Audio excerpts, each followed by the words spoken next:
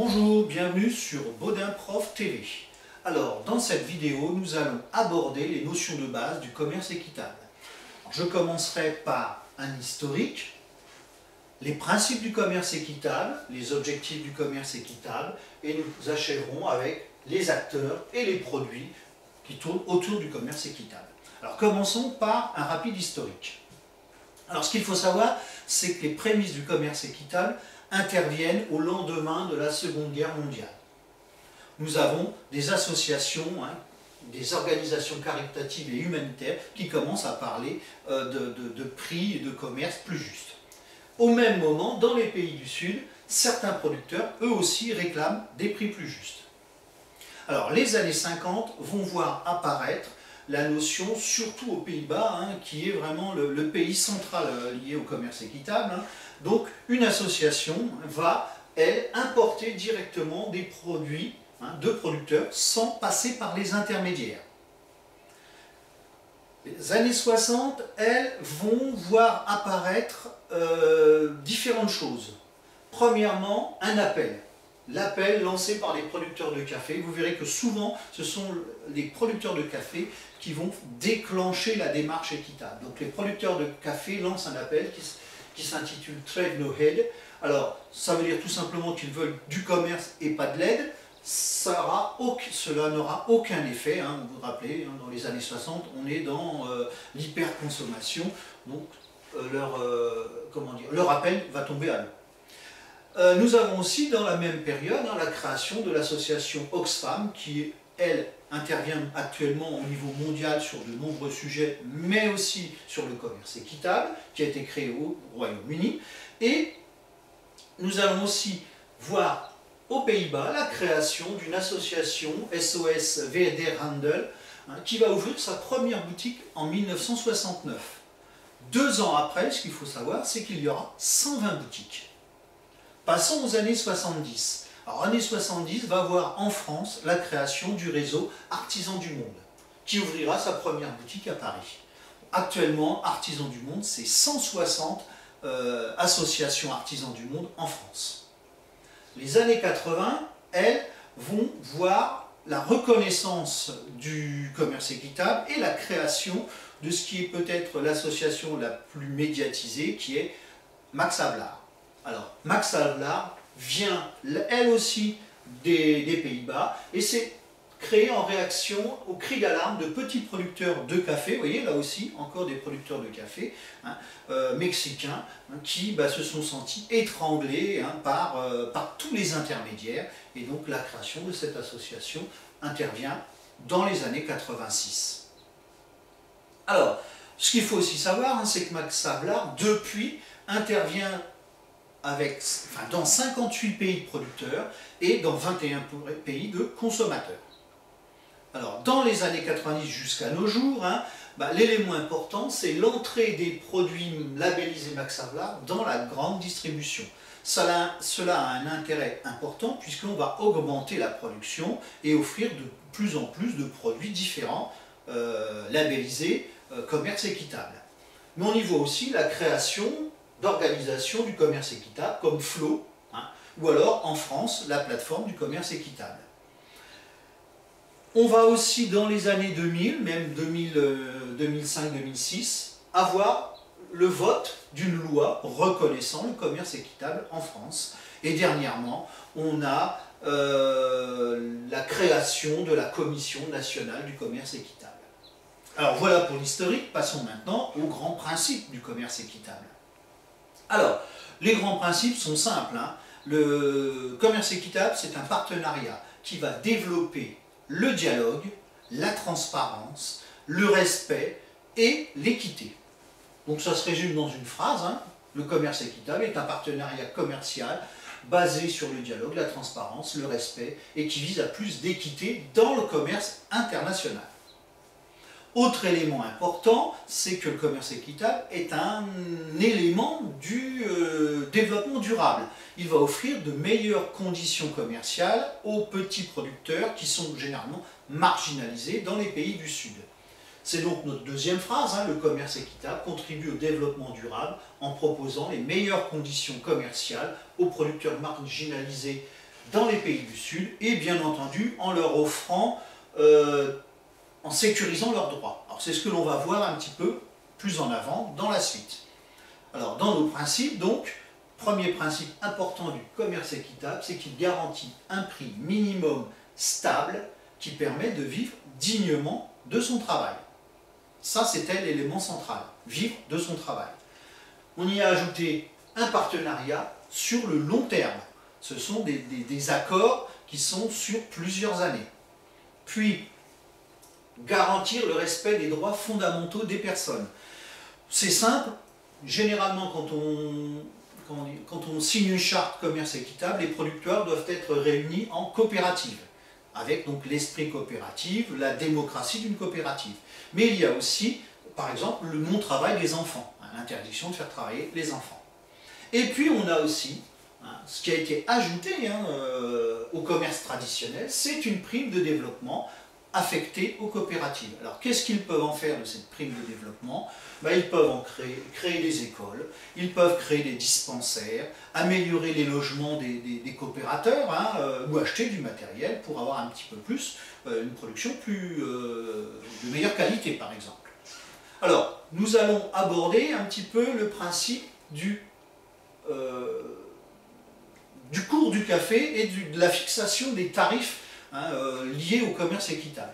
J'ai pris l'exemple du café. Sur plusieurs années. On voit en bleu foncé, c'est le cours à la bourse de New York, parce que le café Arabica est coté à la bourse de New York. Et en vert, on va dire, c'est le cours négocié par les intervenants du commerce équitable. Donc on voit que quand le cours du café est très bas, le commerce équitable permet de subvenir aux besoins, puisqu'il est là pour les faire vivre dignement, donc il fait vivre dignement les petits producteurs. Là où on pourrait se poser la question, c'est quand le cours du café augmente. On pourrait se dire, vous voyez ici, ça ne sert plus à rien le commerce équitable. Donc, qu'est-ce que fait le commerce équitable? Vous voyez, il s'aligne sur le cours du café quand il est élevé. Par contre, il reste sur son prix de base quand le cours du café s'effondre, comme ici, dans les années 2000, on a eu un effondrement des cours des matières premières, mais les producteurs ont continué à vivre de leur travail grâce au prix négocié avec le commerce équitable. Même chose ici, on voit que le cours du café du commerce équitable a suivi le cours du café coté à New York. Tout simplement, en 2008, on avait des risques sur le Brésil, sur la Colombie, de production qui s'effondrait, donc les cours ont monté. Actuellement, vous voyez, là on était à 120 à peu près, on est monté jusqu'à 280 $ le sac de café. Le sac de café, c'est 60 kg de café. La fin 2016, on était redescendu à 119, donc au prix, vous voyez, ici on est à 120, donc à un prix, on va dire, plus abordable pour beaucoup de gens. Autre exemple, voyons un petit peu comment se répartit le prix pour 1 kg de banane. En haut, on a la banane conventionnelle, là on a la banane équitable, labellisée Max Havelaar. On voit qu'elle va être vendue 2 € le kilo, ici 2,21 €. Si on regarde la part ici, c'est la part du producteur. Dans un kilo de banane classique, il va toucher 12 centimes. Grâce au prix du commerce équitable, il va pouvoir avoir 31 centimes de revenus. Alors, bien entendu, il y a des droits Max Havelaar, 5 centimes ou 3 centimes, on ne voit pas bien ici. Et puis après, on a des coûts, mais qui sont généralement identiques. Le coût de production, la part du distributeur vont rester les mêmes. Donc ce qui est important dans cette répartition, c'est qu'on voit que le producteur, lui, va toucher presque 3 fois plus que pour une banane conventionnelle. Alors, voyons maintenant les objectifs du commerce équitable, parce que le commerce équitable, actuellement, a une forte notoriété. 95% des Français le connaissent. Mais il y a un déficit d'actes d'achat. Par exemple, en France, on achète 3 à 4 fois moins de produits équitables qu'au Royaume-Uni, qu'en Allemagne, qu'aux Pays-Bas, bien entendu, et même qu'en Suisse. Alors qu'est-ce qu'il faudrait, hein, quels sont les objectifs actuels? C'est de proposer plus de produits de qualité. Vous pouvez voir hein, que de plus en plus les produits équitables sont des produits bio. On va aussi essayer de développer les lieux de commercialisation. Avoir un peu plus de produits équitables dans les cantines, les restaurants et autres. Et puis, renforcer la visibilité du commerce équitable. C'est-à-dire avoir un peu plus d'animation, d'événements. On sait qu'au mois de mai, il y a ce que l'on appelle la quinzaine du commerce équitable. C'est un événement très fort, mais dans le reste de l'année, c'est généralement un petit peu plus discret. Alors passons aux acteurs associatifs. Donc je vais en lister hein, quelques-uns. Hein. Donc on a la plateforme du commerce équitable, qui elle regroupe à peu près 40 organisations nationales. On a Artisans du Monde et ses 160 associations locales. On a Faire un monde équitable, c'est-à-dire que ça a été créé en 2010 avec le soutien de Max Havelaar et ça regroupe une vingtaine d'associations locales, elles aussi. On a bien entendu Max Havelaar, hein, qui représente 400 organisations de production et en France, labellise à peu près les produits de 200 entreprises en France. On y trouve aussi Équiterre, qui est une association d'étudiants, le CCFD, Terre Solidaire, qui est une ONG, une organisation non gouvernementale de solidarité internationale, et qui, elle, est une grosse structure, puisqu'elle regroupe 1500 groupes et 15 000 adhérents bénévoles. On y trouve aussi Artisanacel, qui est une coopérative associative plutôt de commercialisation. Et puis localement, puisque je suis de Lyon, on a la PCE 89 hein, qui intervient dans Lyon pour promouvoir le commerce équitable. Alors nous avons aussi des acteurs commerciaux, bien entendu. Alors on va y trouver par exemple sur Paris Altermundi, hein, qui a une dizaine de boutiques. Après au niveau national, on a ce que l'on appelle les Biocoop, qui sont des magasins bio, mais qui ont aussi de nombreux produits équitables. Il y en a à peu près 300 points de vente, hein, il y a 300 Biocoop en France à peu près.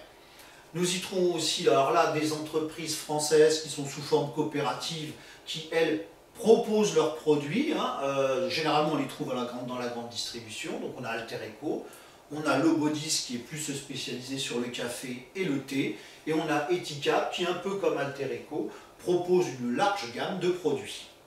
Alors voyons rapidement ces produits, puisqu'on les rencontre assez souvent. Ce qu'il faut quand même savoir, c'est qu'il y a 35 000 produits différents. Dans ces 35 000 produits différents, 89% sont dans l'alimentaire. Donc dans l'alimentaire, qu'est-ce qu'on va y trouver? Les classiques café, thé, chocolat, fruits, riz, on a aussi le quinoa, on a aussi des gâteaux, des choses comme ça. Après, on a le textile qui représente à peu près 5% hein, des ventes de commerce équitable. Donc on va y trouver des jeans, des sous-vêtements, des t-shirts, des chemises, des bustiers, des chaussures, hein, les chaussures Veja qui sont assez réputées. On y trouve aussi des produits de soins, des produits de beauté, cosmétiques, du coton bio, équitable, des produits de soins du corps. Et puis de l'artisanat, hein, avec des bijoux. Alors l'artisanat, si vous allez sur le site Artisanacel, on va trouver beaucoup de bijoux, de jouets, d'instruments, de musique, etc. Et puis on a d'autres produits, un peu moins connus, on va dire, hein, des meubles. On a du tourisme et de l'hébergement équitable. Alors si vous voulez un peu plus d'informations, je vous recommande d'aller sur les sites hein, des entreprises ou des associations que j'ai utilisées. Voilà, j'en ai terminé avec cette vidéo sur le commerce équitable et vous donne rendez-vous pour une prochaine vidéo sur Bonin Prof TV. Merci, au revoir.